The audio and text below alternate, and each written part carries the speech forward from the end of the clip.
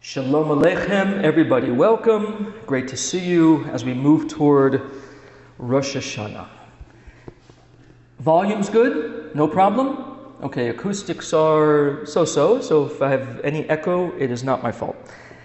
First act of denial before the lecture begins. Okay, so welcome to our beginning of delving into the secrets of Rosh Hashanah and how we can relate these practices to our daily lives. Bezrat Hashem, we will do some justice to it and hopefully be able to create a very real working system for going into beautiful stickers and books and preparation.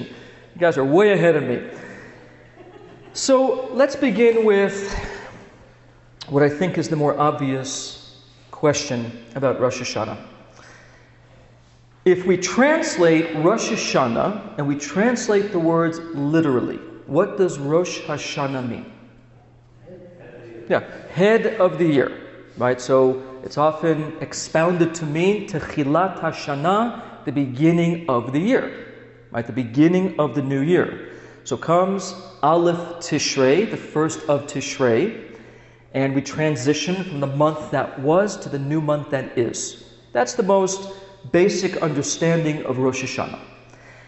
However, if you look in the actual Machzor when reading the psukim for the services, we make a statement that at first glance is enigmatic, it's difficult. Why? It doesn't make any sense. The verse says, Hayom Harat Ha'olam. So what's the actual translation? This day is the birth of the world. Hayom Harat Ha'olam. Question, trivia, a little trivia now before we start getting into the depths of this. What day in the order of creation, going back to the original 6 days, is Rosh Hashanah? Ooh, mystery. We have the beginning of the year. What was the Rosh Hashanah? The equivalent of the first of Tishrei. What's the equivalent in the 6 days? Right. No, that's what you think it would. It would make sense, the first day. However, it's the 6th day. The 6th day. In other words, when we say this day is the birth of the world, what world are we talking about? Micro world. Olam Hakatan, man. The birth of man is the first of Tishrei. In other words, if we reverse time a little bit, the first actual day God said, let there be light, then let there be a firmament, day 2, let the earth come forth from the waters, day 3, and the grasses appear, let there be stars in the firmament, etc. This begins on the 25th of the month of Elul, this month.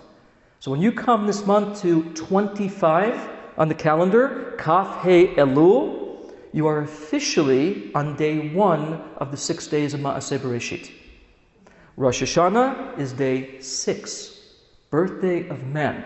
So now comes the most important question.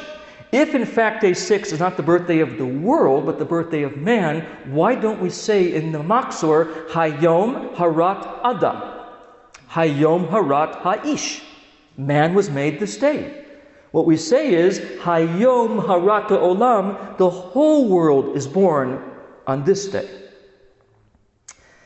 To make things even a bit more mysterious, the Baal HaTurim reveals, if you go to the first word of the Torah in the beginning, Bereshit, and you examine deeper into the letters permutate, they rearrange to form Be'alef Tishrei, on the first of Tishrei, hinting right away that from the very beginning of creation, the goal is not day 1, day 2, day 3. The goal is day 6, is Rosh Hashanah. So now the question goes back to where it started. Why don't we call day 6 Rosh Hashanah Hayom Harat HaAdam? That's an accurate description. Why are we calling it the birth of the world? So let's take the first step of that. There's a concept that Torah speaks about at great length and Hasidus really delves into very deeply, that in recent years has caught some steam in the modern scientific community. It's a philosophical term that actually is rooted in Torah literature. It's called biocentrism. Biocentric theory. Biocentrism states the following. Whatever is happening in the universe around you, in your olam, in your world, is not the world acting on you, but rather you acting on it. It's a projection of your inner reality. As an example, we know the famous story, after the destruction of the Second Temple, one of the final Agadot in the Tractate of Makot says Rabbi Akiva is walking on the ruins, and it's smoldering, the fox appears, he famously laughs, and his students say to him, how can you be laughing in a time of destruction? And what does he say back? I'm laughing at the future. I'm looking at this terrible world, and what I'm saying to myself, he says, is, if the prophets could describe destruction even down to the accuracy of a fox crawling along the ruins, I must also assume that the prophet Zechariah describing the future described it accurately. A time of festivity and happiness, simcha v'sason, a temple is built, the people are gathered. If one was accurate, down to even which animal would be crawling along the ruins, it must be the other one is too. Now, his students were looking at the same reality. They were all together in the same place. How does one cry and one laugh? Because one could see a future out of it. He could see more than what meets the eye. Because his inner truth is this. Biocentrism is a projection of who we are. One more layer to that would be as follows. The Alter Rebbe, the first Rebbe of Chabad, whose birthday we just celebrated, Chai Elul, explains in one of his Mamarim in Parshat Noach that the reason why a rainbow was never seen up until Noach's time, the question he asks is, the rainbow is shown as a sign, but a rainbow is a natural physical phenomena because of refraction. The sun shines down, water droplets refract the light, and you have a rainbow. So if it's part of creation, why didn't we see the rainbow up until Noah's time? It's a natural part of the everyday world.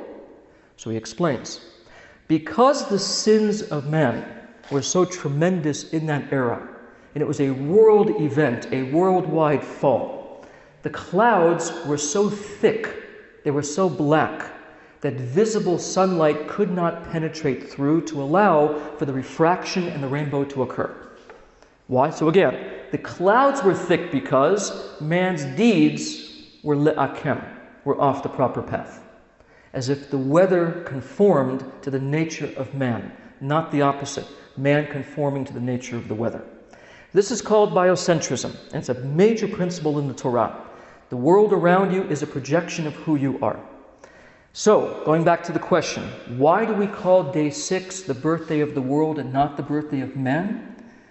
The Torah explains, until man arrived and began to serve, everything made day 1 through day 5 was simply a potential. In fact, according to this, even the animals made on the 5th day were only, as it were, golems, physical, lifeless entities. What drew down consciousness and soul into them was Adam naming each one, giving it a name. Then it became living and viable. Until then, only a potential. Yes? It wasn't really a conception date or a birth date, but rather a launch date. It was a launch date of all potentials. The birth of actuality versus potential. So if we think about 1 through 5 as potential, potential, potential, potential, potential, then suddenly man comes along, does his prayers, does his actions, and everything comes to life.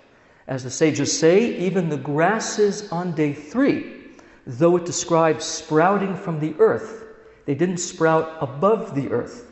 They only sprouted to the point of reaching the ground, and they remained. When man came along and prayed, they broke through the ground and manifested the surface. So what happens on day 6? Man comes along, and with the biocentric principle at play, the whole world blossoms into actuality because man is now interacting with it. So prior to that, there was only a potential world, but there wasn't an actual viable one. That's a major, major distinction in our thinking. As opposed to thinking the world was there acting on man, man was acting on it. And that's one of the most breakthrough important theories of the modern age.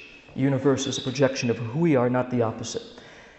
So, Yom HaShishi comes. Mankind arrives.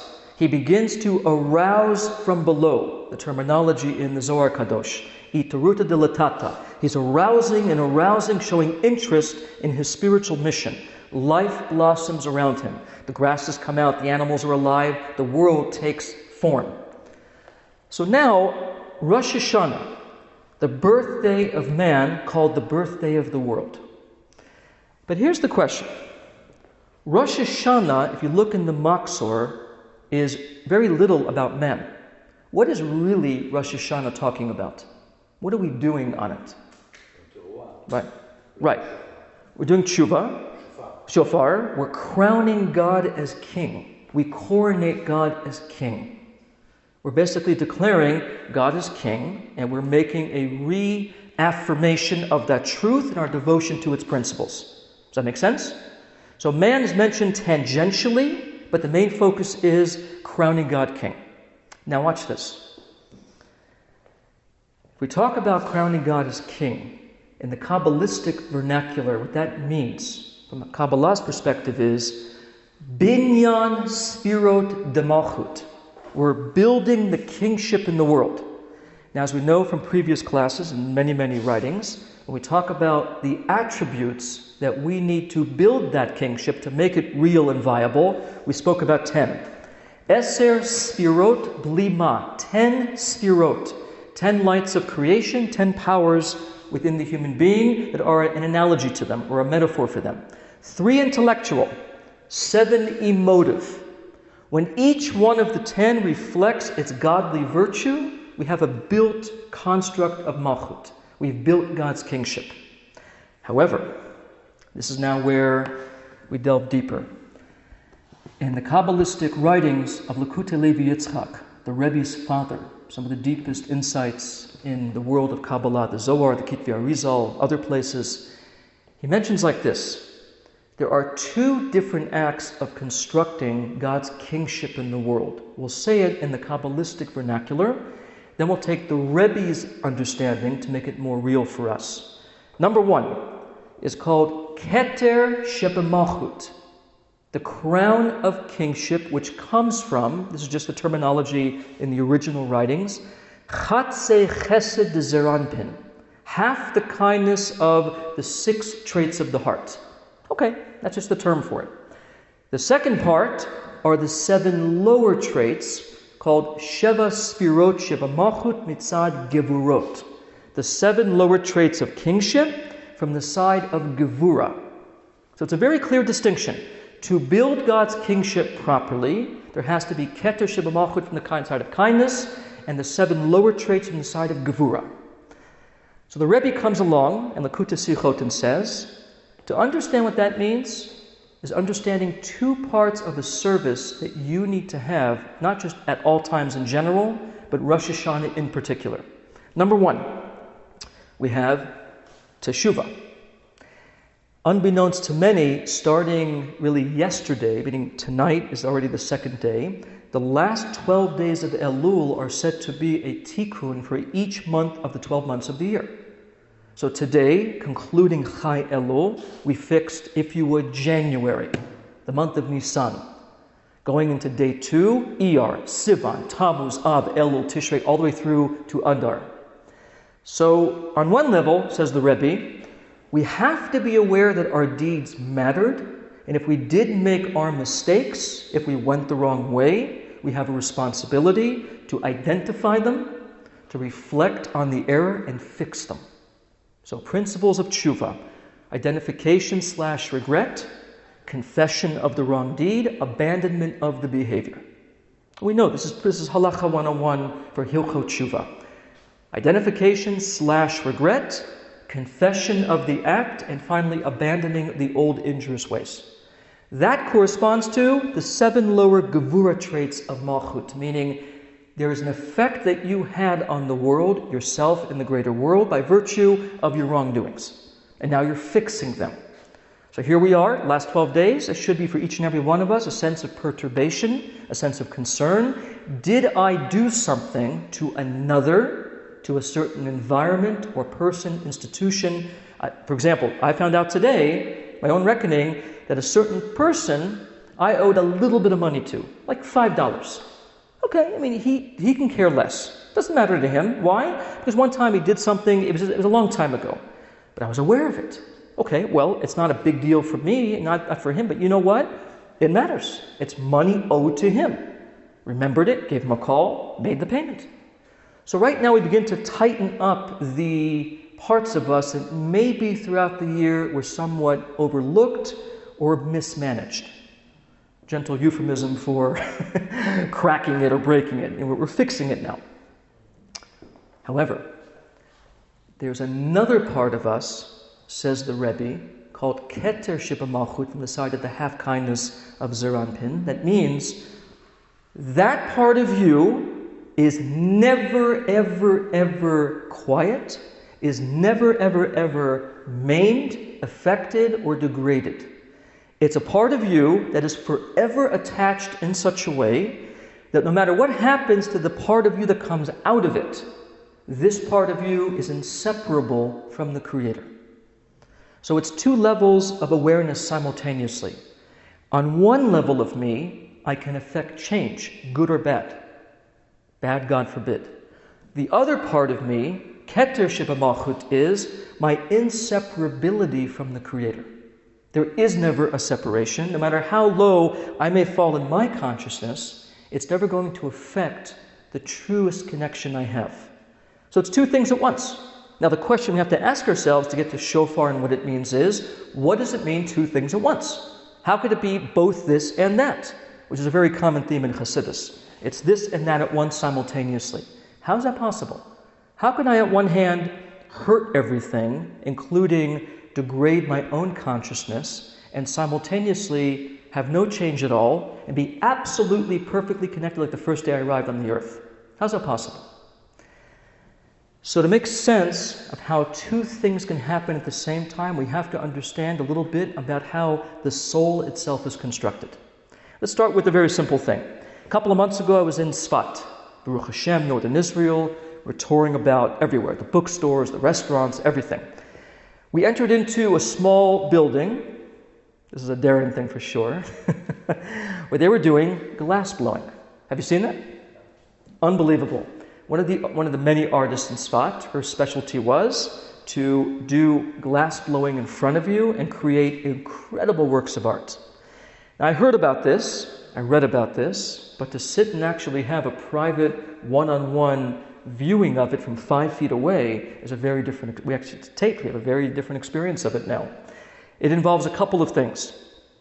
You have to have the artist, you have to have a flame that's visible and hot, and you have to have a small tube that you will blow into to create and to make form or change in the glass that you're molding and shaping.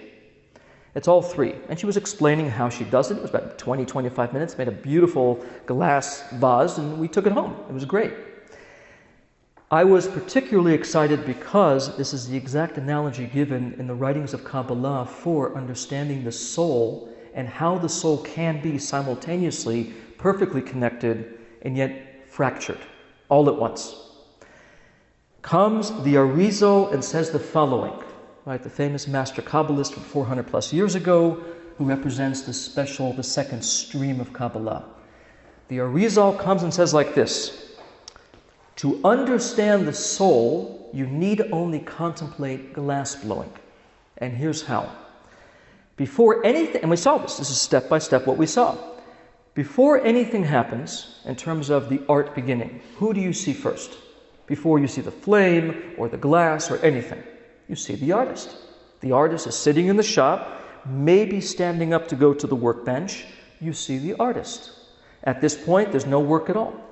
Number two, the artist picks up the actual vehicle, the actual tube, and you can tell there's already now a movement of intention. There's already now a shift from the artist, in this case by herself, to now a movement of intent toward picking up the object. That was it. Number three, she picks it up and takes the initial breath, and then begins to breathe. So now we have a combination of the artist, the intent to create in a certain way, and the fusion of that intention into breath now entering into the actual tube. Number 4, we see the actual air traveling down the pressurized tube. It fogs up. You can see it. It's a very beautiful thing to watch. And the last one is the taking shape and affecting at the distal end of the tube, the actual art project. You see it changing and bending and moving with the heat and the breath all together. So it's 5 stages. The artist by herself, the intentionality to create, a shift of her focus from her pure essence to something that's beyond her, preparation through the initial breath, the traveling of the breath down the pressurized tube, and coming to rest at the end in the actual art. 5 movements. Comes the Arizal and says, the 5 correspond to the 5 levels of soul described by the Chazal, by the sages. And we call them Nefesh, Ruach, Neshama, Chaya, and Yechida. Is anybody here unfamiliar with those terms? We all know them? Okay, good. So it's a simple translation. And we'll see how the one-to-one makes perfect sense with the glass blowing. Okay? First of all, where do we derive that from? David HaMelech, King David, 5 times in the book of Psalms says the following: Barchi nafshi et Hashem. Bless my soul, God. The Sefer HaBahir explains that one of the meanings of bless is draw down. Hamshacha, pull something down. So 5 times King David said, draw down my soul, God. Says the Medrash, 5 times corresponding to what? The 5 levels of soul. Nefesh, Ruach, Neshama, Chaya, Yechida. All 5 together. Furthermore, in his commentary to Tehillim, called Ben Beiti, Rabbi Eliezer of Kamarna explains, if you take the numerical value of that verse, Barchi nafshi et Hashem, the numerical value of it, converting Hebrew letters to numbers, is 1099, which equals exactly Nefesh, Ruach, Neshama, Chaya, Yechida. So it's all there. It's all contained together. So now here comes the big question. Okay, so according to that, each level already exists. But the Zohar comes and says, in a section called Saba Mishpatim, if a person merits, everybody begins with a nefesh. If they merit further, they gain the ruach. There's even a ritual that the Arizal describes in Sha'ar HaGilgulim that talks about what you have to do on the bed at night meditatively to bring the next level down and in. Okay, but that sounds like you have to merit it. If he merits more, he gets neshama. If he merits more, chaya. And the quintessential divine expression is yechida. So one says you have to merit it, one says you have it. So what's the point of reconciliation? You always have it. To activate it consciously, that it becomes the sole focus, you have to merit it. But all 5 are always there. And here's the breakdown now. We said before that if you look at the actual glass-blowing project, the very end of it is the art being affected by the breath, right? That corresponds to nefesh. And that represents the part of the soul that we say in the Torah, ha-nefesh hu b'dam. This is a verse in the Torah.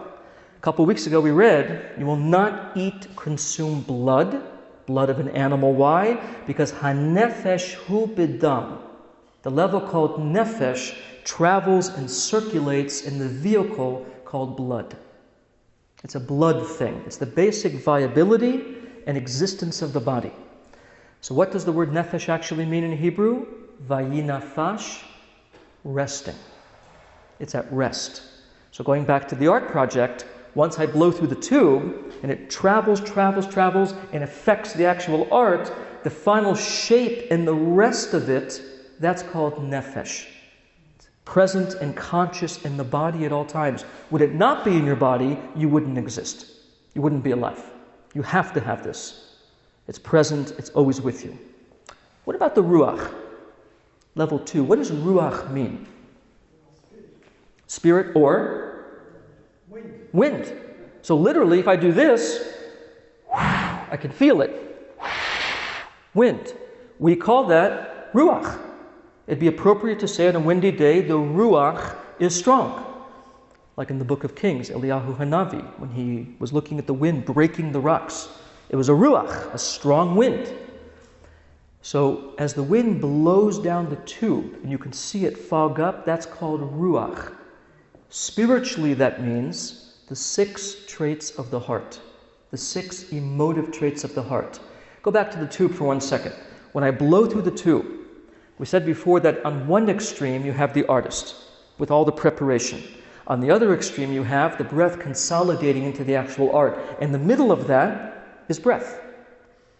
So that's why, according to Hasidus, it represents your emotive traits. Why? The emotions are the midpoint between the mind above and the body below. That's what emotions do. Emotions, according to Hasidus, mean one thing.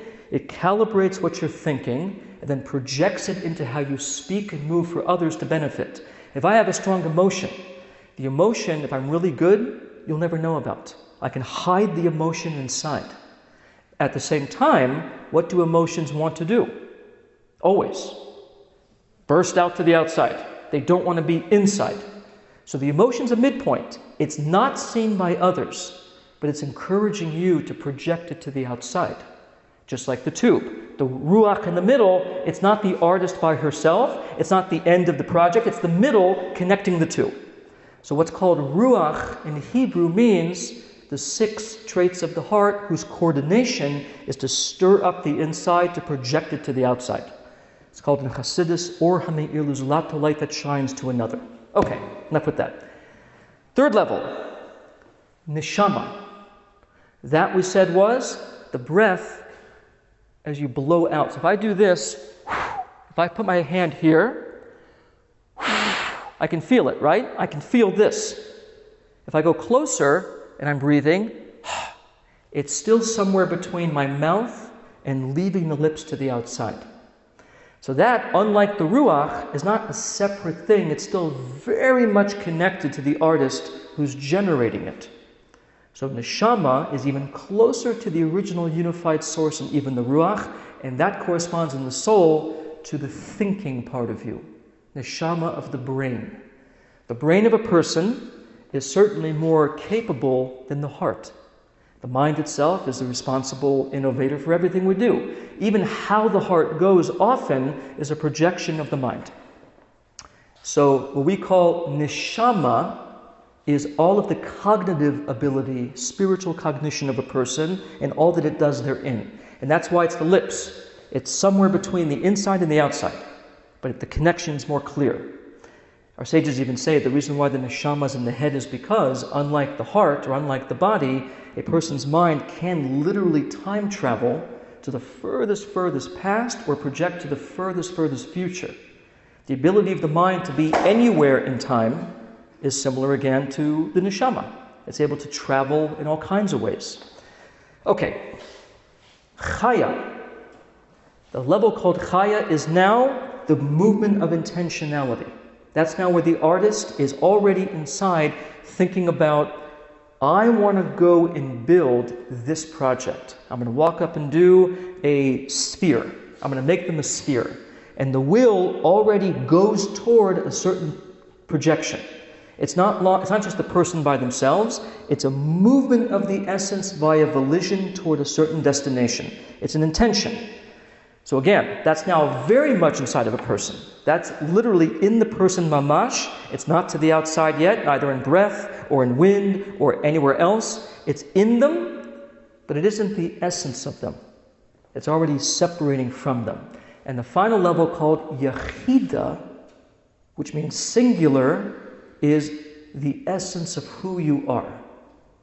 And that represents the artist sitting by herself before we walked in the room and there was any inflection of intention at all. So again, 5 levels. Below to above, nefesh, ruach, neshama, chaya, yachida. 5 levels of glass blowing. The final project, the pressurized wind, coming out of the lips, intentionality, and the singularity of the person. The 5 and the 5 mean, if we understand one, we understand the other. The Arizal comes and says, and this is the biggest point we're making right now, the level called yachida The artist by herself, without anything going on at all. No intentionality, no preparation, nothing. The essence of her. That represents the level of the soul that can never, ever, ever be separated. To say it a different way, when we talked about the 7 lower sfirot of Malchut that can and will be affected, that we have to do teshuvah on, think of it like this. If I blow into the tube, and that's coming from an intention, which then encloses itself in the breath, which travels down as wind, which comes to settle onto the actual project. So if I change my intention, if she decides suddenly, you know what, not a circle, I'm going to make a square. So the intention changes. What happens then? Change the intention, what happens then? Everything changes. The breath changes, the quality of the breath changes, the final output changes, everything changes. So her slight change of intentionality will affect the breath, how it travels, and how it comes to rest. What never changes is her herself. Whether she's blowing into the tube intending a sphere, whether she's doing the same thing intending a triangle, doesn't matter. At the end of the day, it's the same person. But what changes is the extension of it to the outside. So now we can say the following. When it comes to the idea of building God's kingship in the world, we talk about a division between 7 lower sfirot that can and should be affected by us, hopefully positively. If not, we do tshuva. And Keter Sheba Malchut, Chatzei Chesed, is the highest one, the part that's inseparable forever, is the Yechida of you. That would be the artist standing by herself. The 7 lower properties susceptible to change would be, by way of analogy, intention, breath, wind, and resting. All those levels change because they come out of the essence and therefore they can change. That's the point. So now, if we talk about the changeless you, that irrespective of what you've done consciously will always and forever be bound to its creator, that's called Yechida Shebenefesh, the singularity of the soul. As simple as that. Parenthetically, it's important to mention that that term, singularity of the soul, Yechida Shebenefesh, it actually equals Beit Mashiach. The Messiah's arrival, the Messianic era by definition, is a revelation of that dimension of the person, not a level, the essence of who you are. In those days, essence comes out completely. Okay, so now we have this. Rosh Hashanah, we called the day the birthday of the world. We explained the birthday of the world actually is the birthday of man, but because of man's involvement with his spiritual activities, he allows the world to manifest. That man is understood by 5 levels. Nefesh, Ruach, Neshama, Chaya, Yechida. 4 of them can change. It can be affected, it can be hurt, it can be broken even. It has to be repaired. The 5th one, called Yechida Shebenefesh, like the artist herself, never changes at all, is a singular connection that remains constant. That's where we are so far. So now, we can begin to understand what shofar is and what shofar is not. Now, who here has not heard a shofar? We've heard a shofar, correct? Good. So, if I ask you the question, okay, we have shofar. But if you look in the book of Psalms, the first Rashi that you encounter is that the psalmist, King David, uses 10 different instruments to praise and to extol the Creator. The last of the Psalms, Tehillim 150 Kuf Nun, goes through each of the 10. One of them is shofar. It mentions the sound of the shofar. So here's the question. He includes it amongst musical instruments. But is the shofar a musical instrument? Is it based upon do, re, mi, fa, sol, la, ti? Is there a scale, a musical scale that applies to shofar? No, there's not. It's not a lute or a kinnor, a harp, or a guitar. It is a pure, simple cry. That's what you hear blowing into a shofar is something analogous to somebody crying. Today at the shul, they were doing a practice session after davening with different people learning how to blow the shofar. And as people were learning to do so, you can hear it sounds like it's weeping. Maybe they were crying because they couldn't do it. But it sounds like weeping. It's a weeping, crying, tearful sound. Musical, no. You can change the length of it. You can even interrupt, as we have with what's called tru'ah, 9 short staccato blasts. But you don't have musical. You wouldn't think of it as a musical process.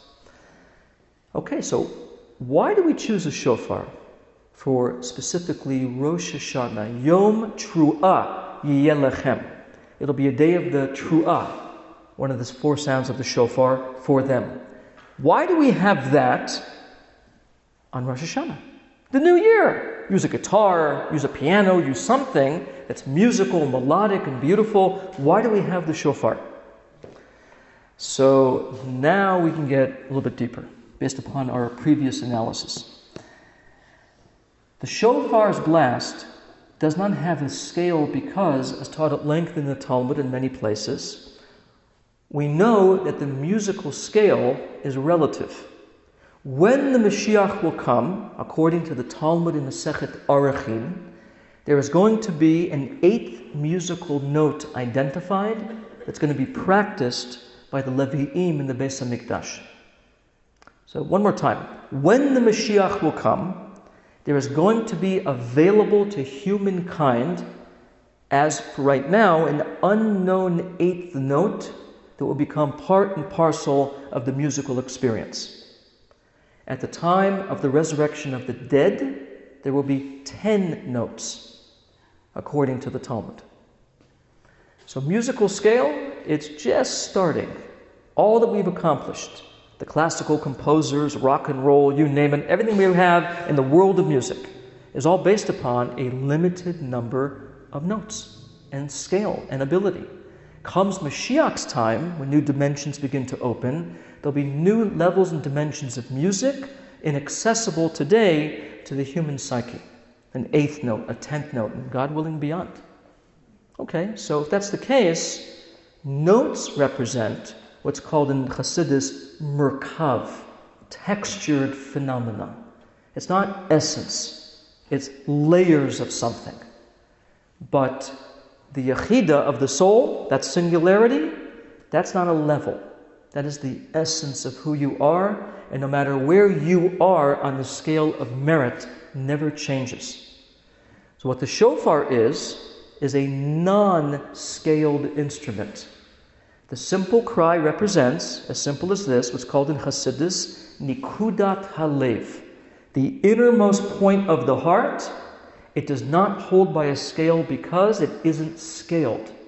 It represents yachida shebenefesh, the deepest dimension of who you are, roaring out of you. Okay, now you might ask me the question, well, wait a second. I thought we just said that the 7 lower properties, Sheva Sfirot Shebamalchut, you have to fix. And the Keter Shebamalchut, the Yechida, you don't have to fix. So if Rosh Hashanah is about Teshuvah, fixing what you've broken, then shouldn't the shofar be scaled? Shouldn't it be identifying the parts of us that can be broken? Why is the cry of the shofar singular, hinting at the Yechida? Why not the lower levels that are broken? Okay, so now we get into a very famous story that my direct ancestor experienced via the Baal Shem Tov. So we found out, thank God, a couple of years ago, that my line traces back to an individual named Zev Wolf Kitzitz, who is buried directly next to the Baal Shem Tov. Who is he? He is the shofar blower, most appropriately, for the Baal Shem Tov every Rosh Hashanah. That was his mission, that was his task. He was given that job every year. The story, which is a very famous Hasidic story, goes like this. Zev Wolf was taken by the Baal Shem Tov and given, through one day of preparation, each and every Kabbalistic intention and unification he was meant to do when blowing the shofar. His master took him aside, sat him down, and through painstaking recording, he recorded each and everything he was meant to think per blast, per second, per moment. And we have the records of what he was given. And it's a language that we don't understand, but clearly they did. Zev Wolf wrote everything down, part by part, all 100 blasts, all of the combinations of divine names and letters and sequences that relate to the secrets of Shofar. So you can imagine for him the preparation involved in memorizing this paper. Now he had the paper, and he had all the keys on it, and he had it in a very, very special place in his house. Rosh Hashanna day comes, and now he's holding the shofar, walking to shul. And he has the shofar, and he has the paper, and of course, as all Hasidic tales go, something happens, the wind blows wrong, and the paper is out of his hand, traveling in the air over a fence, and disappears. So he is frantic. He is running around trying to find this paper, trying to find all the notes he took, and he can't find the paper. It's gone. And he spends a good half an hour looking and searching and looking, and it's gone.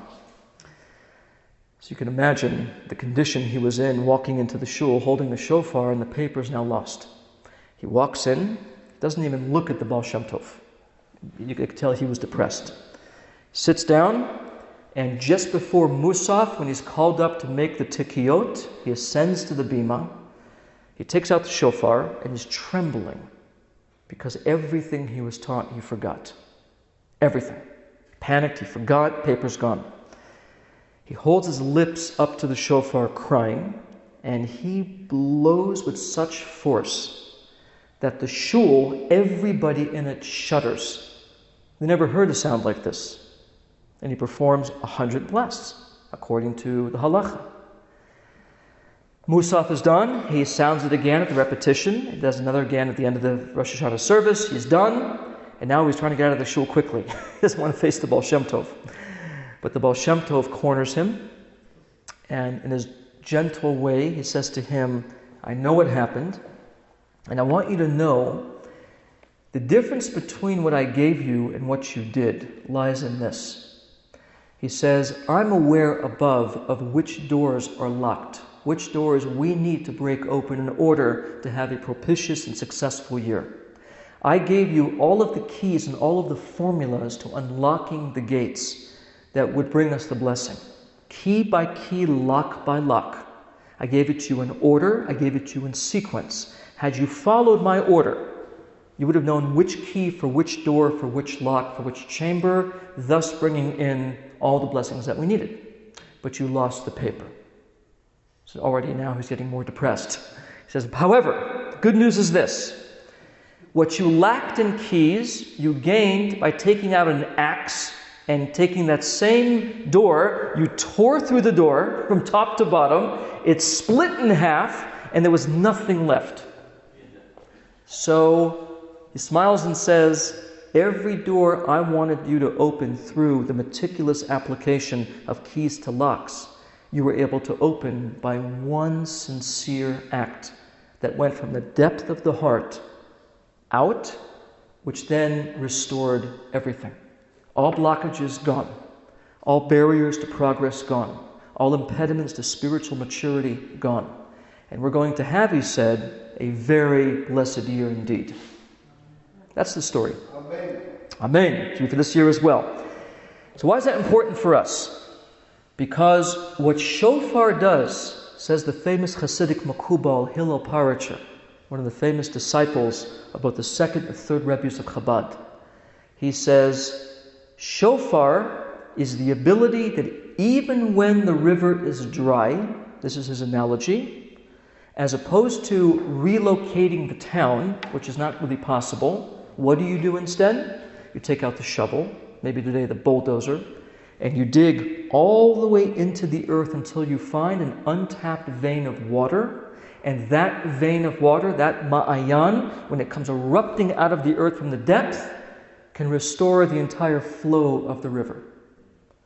So you can try to go bucket by bucket and try to go to a distant river and say, we'll have the whole town line up, take a bucket, walk over, and empty it into the river. Chances are, by the time you get back, it's already been evaporated.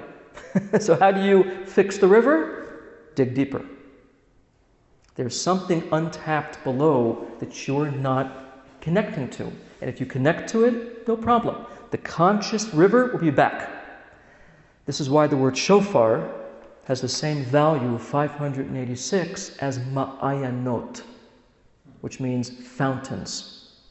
When you sound the shofar, you are taking out your shovel. You are digging all the way through Yavesh Halev, the dry heart, the river. All of the life force was called lichluchit. The moisture is gone, and you are feeling, wow, I have nothing left. But don't worry. Comes the non-musical shofar to say, this isn't about a layer. This is about the core. We're going all the way lenikudat halev. We're digging down to the depth. We're opening up a whole new vein of water. When that comes bursting forth, the entire system flows without going anywhere. It's already there. Pinimut halev, the inner dimension of man's heart, is forever. In fact, what do we say in most of the Sephardi shuls? There's a verse we take from Tehillim 16. And we know this one. Shviti Hashem lenegdi tamid. I put God before me always. So the word for always is tamid. Now, according now to the Hasidus, we just said, if you can go to the depth of the heart, to your core, that part of you is forever. The yachida of the soul, the singularity of the soul, the keter shebamalchut, the glassblower before she even has the will to do anything, does not change. Ani Hashem lo shaniti. Just get to that level and you're fine. You can bring everything back. So we know how in Hebrew there's two ways to understand letters. One is what you see and one is what you hear. How do we say in Hebrew heart? What is the heart? Lev. Good. What's the first letter? What letter?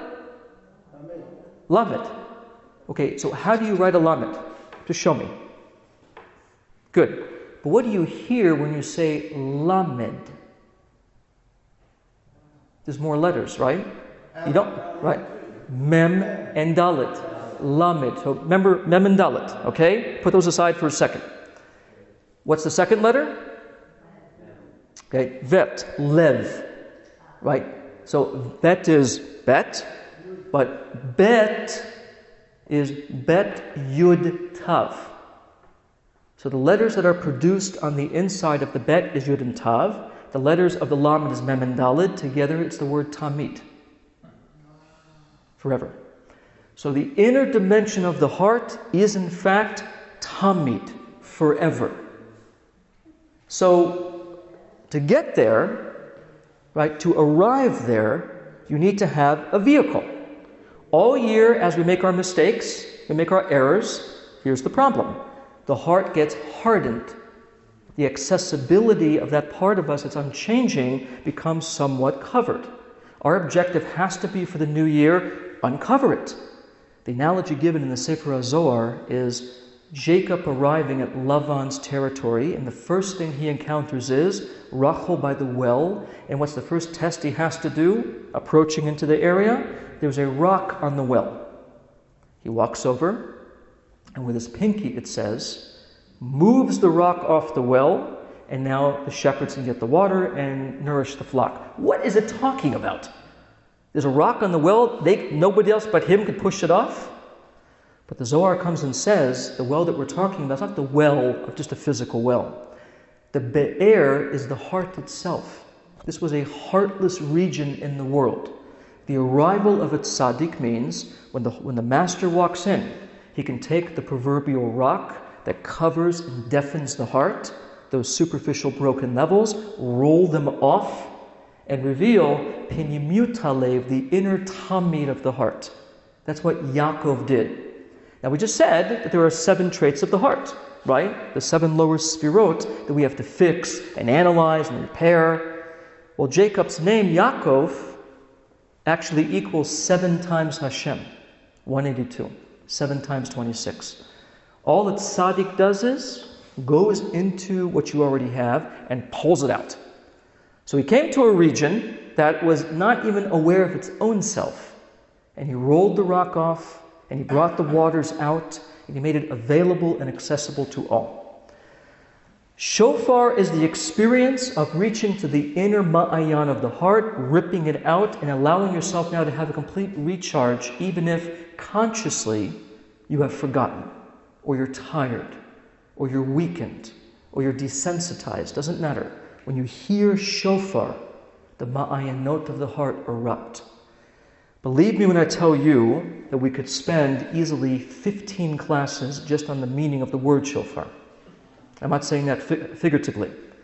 Every letter, every permutation, it's all there. But to make it accessible to us, at a very simple level, you have to name it. Shofar is the non-musical thing that triggers from you an eruption of the tamid of the heart, the forever of the heart. Now, with this we can begin to understand some rather powerful concepts, such as there are 4 blasts of the shofar. Now we said a second ago that using Hillel Parachur's metaphor, if you dig down to the river and you skip the pleasantry of having to go back and forth holding a bucket to some distant body of water, just hit the depth of it, the whole thing comes roaring out and it replenishes the river. It just fixes everything. So if the shofar represents that tunneling down to the depth, we now understand the blasts. We have in the shofar structure one blast that's just a singular blast called tekiah. Tekiah is the singular act of boop, stops. Not long, singular. Then what happens? We arrive at shivarim. 3. Slight pause between. 1 to 3. Then 9. 9 short staccato blasts. Then tekiah gadol, the long one, which I'm not about to do on the microphone. So, one more time. Tekiah, 1 blast. Shivarim, 3. Trua, 9. Tekiah gadol, long, as if the first one extended. Why all those blasts? And why that way? So, owing to what we said tonight, if the shofar in general represents the power to tunnel all the way to the core of one's being and bring the ma'ayan out of you and restore all of you, you have 10 powers. It's possible at the 10 powers to have weakening. You can, so to speak, have a willpower that gets weaker. I have less will to go to shul. I have less will to keep the mitzvot. I have less will to do this, to do that. Your will can be affected, as it were. Your mind can be affected. It can be cloudy, slow, dull. If the mind is preoccupied with worry and concern, it loses sharpness. Your heart can be affected, right? The heart of stone, lev even. And of course, God forbid, your body can be affected. However, shofar restores everything. It digs down to the nikuda of you, the most inner dimension of the heart, the yechida, and brings everything back to life. So, first blast, tekiah, represents the 1 blast, keter, of man. It restores the will of the person. The words of Hillel Parachur. Next you have shivarim, 3 blasts, chachma, bina, and da'at. It restores the mind of man when you hear shivarim. Then tru'ah, 9 staccato blasts. What are the 9? Once a person has a mind, as taught in Chassidus at length, and you think about things deeply, what is the birth product of a contemplative mind? The emotions come out. Now we just said that there are 6 principal emotions: love, fear, mercy, trust, sincerity, and connection. So 3 mental powers, giving birth to the 6 emotive traits, is 9. So teruah is the restored mind shining into the heart, restoring each of the 6 traits of the heart. And the final blast, malchut, tekiah gadol, is when everything has been restored via this digging all the way down to the core of who we are. The will comes out, the mind comes out, the emotions come out, and finally, the last movement is the shining down into the physical experiences of the limbs of the body. That's called tekiah gadol. Once it comes out of you in your movement, and how you move and how you walk and how you talk and how you speak. Now it's loud and it extends over everything.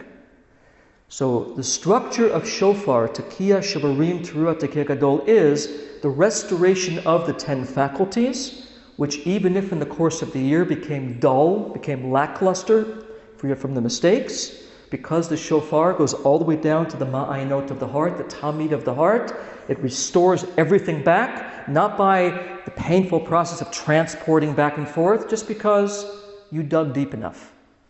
And for us today, the digging is just to hear shofar, as taught at length in halacha. You don't have to do the shofar. You have to lishmoa shofar. You have to hear the shofar.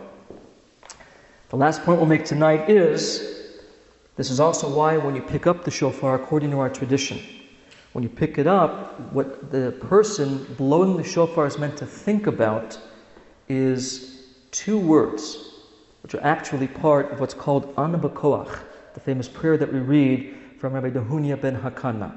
Kara Satan, Kabel Rinat Amecha, Sagbina Tohorenu Nora.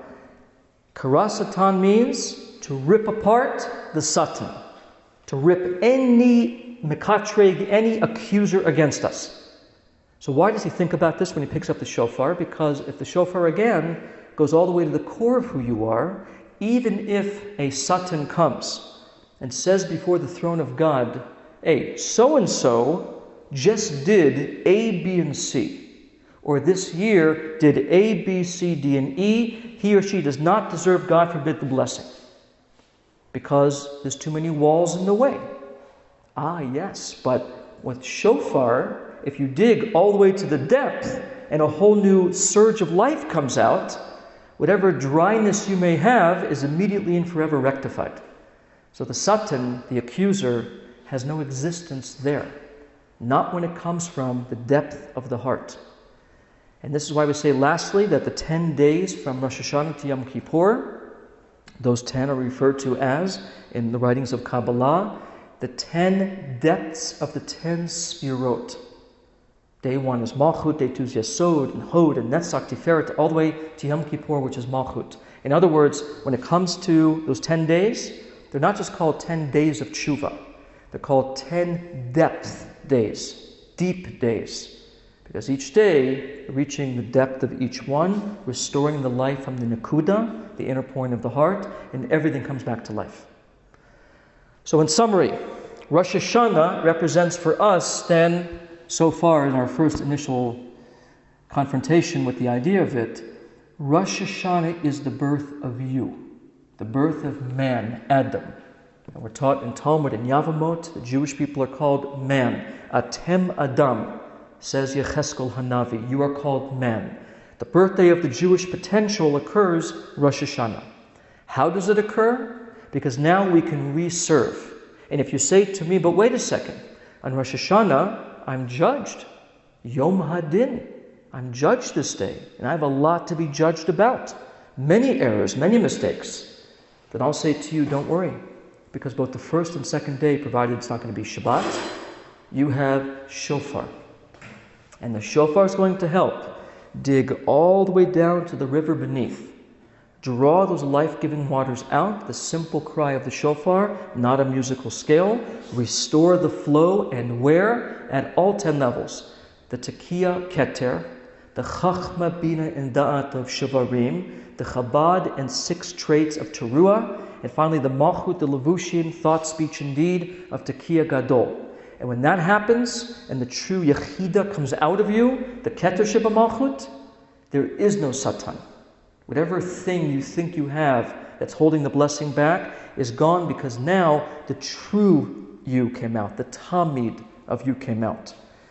And this actually answers, this is the very last statement, this actually answers why the students of the Baal Shem Tov once asked the question, but if you sinned and you did something wrong, how can Teshuvah free you from the consequence? It sounds like an imbalanced system. If you do right, you're rewarded. If you do wrong, you're punished. How can you escape that through Teshuvah? Even weirder is, if it's Teshuvah from love, you transform the transgression into love itself, according to the Gemara in Yoma. Makes no sense. How's that possible? So they conclude like this. Even when a person does teshuvah, those accusing forces come, and they come to deliver the verdict. But here's the problem. When you do teshuvah from the depth of who you are, and by definition, all the dryness has now been rectified, it's lachluchit, it's moist, it's wet, it's strong, the flow is back. When the accusers come, they don't recognize you. They can't find you, because the image of you by them was a fallen, broken image. And if the shofar restored you back to your most viable Tamid image, they do come. They just can't find you, because you look different now. You're back. And when you're back, nothing is able to identify any blemish or problem. So, that is our intention for shofar. That's level 1. We'll delve into more of this next week, God willing. And this gives us now a sense of what to think about when you hear the shofar. So whether you know, as my ancestor did, all of the kavanot, and you forget them altogether, or you have memorized certain things, but the key is, when you hear shofar, from the depth of the heart, that's where you return. That's how it happens. From the depths I call to you. Once you're there, everything is back. Recharge the truth of who you are. Yechida shebenefesh. Any questions? Okay, we'll continue next week. Thank you for coming. And we'll see you getting close to Rosh Hashanah now. So we're almost there. A few weeks away. One more week of deep delving. Darren style.